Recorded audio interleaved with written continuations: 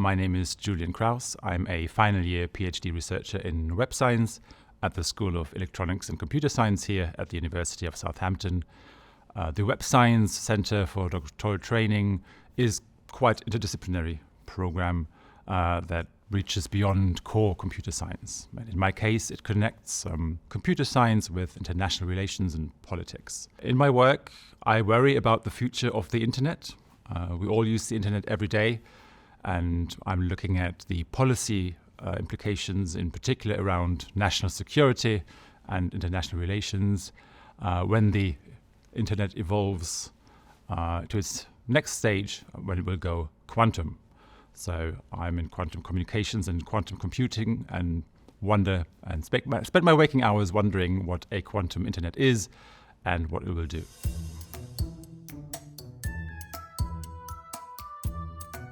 So the internet of today at present is governed by what is called a multi-stakeholder model. And as the name suggests, a lot of parties are involved in this, representatives from governments and private sector, NGOs, social groups, etc. And there are tons of questions around national security and international relations, about who actually owns quantum technologies. This is something I'm looking at the moment in particular. What are the property rights? What sort of body should regulate the internet of the future, if at all? What about the security of our data, encryption models, and the quite vast computational resources that a quantum computer promises to deliver? What happens if that machine falls into the hands of an adversary?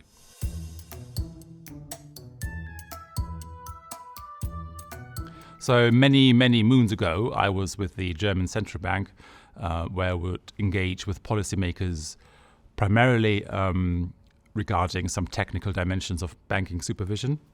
And actually, banking and international finance, global banks, are some of the key drivers behind the commercial development of quantum technologies. These large banks all have in-house programs to develop quantum networks, to build a secure intranet for the purposes of clearance and trading.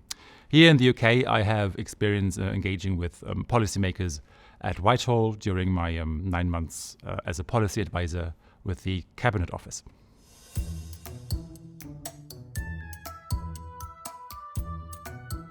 The truly wonderful team from Public Policy Southampton had organized this 3 months placement for me in early 2020 with the Cabinet Office, and they organized the entire process for me. And it was really a very rewarding and fascinating opportunity to get involved and just get to see the process of developing policy where it happens at scale. And I was lucky enough to have been involved in quite a number of projects. The variety of projects was immense, from issues in local government to building national resilience during the global COVID pandemic.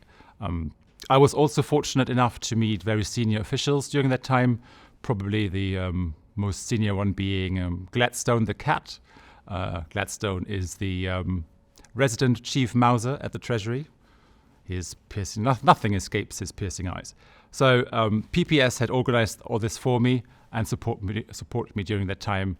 I had stayed on then for another 6 months with the Cabinet Office during a particularly busy time with the team, and honestly can't thank PPS enough for this opportunity.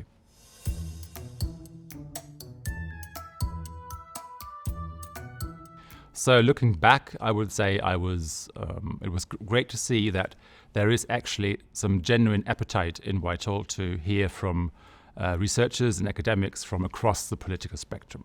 So I can't confirm the view that they're only looking for voices to confirm established beliefs. But that's good. There is genuine curiosity for some left field views. And I think that means for you, if you want to engage with them, be confident about your work, perhaps a little resourceful, and communicate in a way that comes across how much you believe in the value of the work you do.